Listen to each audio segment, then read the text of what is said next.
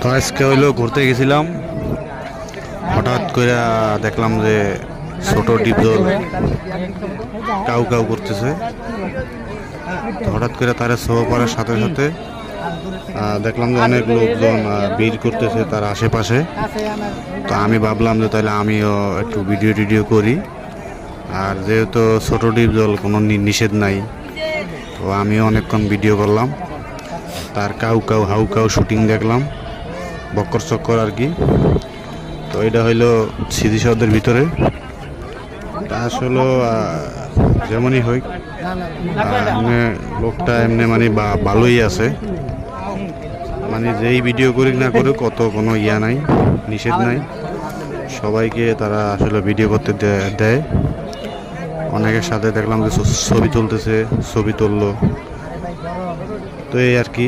তো ভাবলাম যে আমি একটু ভিডিও করি আর সবার সাথে একটু শেয়ার করি। তো সবার ঈদ কেমন কাটলো?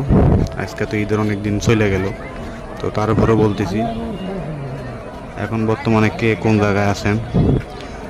যারা দেশে আছেন তো আসেনি, আর দেশের থেকে কবে আসবেন, আর কে কোন জায়গায় ঈদ করলেন অবশ্যই জানাইবেন। আমি ভাই ঢাকায় ঈদ করলাম, ওই আর কি গরু কাটাতলায়।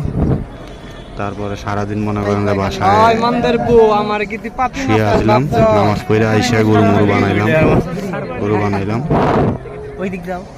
তো আসলে আমাদের সাভার এই জাতীয় স্মৃতিসৌধের ভিতরে অনেকে আসে, আর এখানে ঘোরার মতো একটা জায়গা, মানে কোনো জায়গায় কোনো নিষেধ নাই, মানে আপনি যেই কোনো জায়গায় যাইতে পারবেন, যেই কোনো জায়গায় ঘুরতে পারবেন।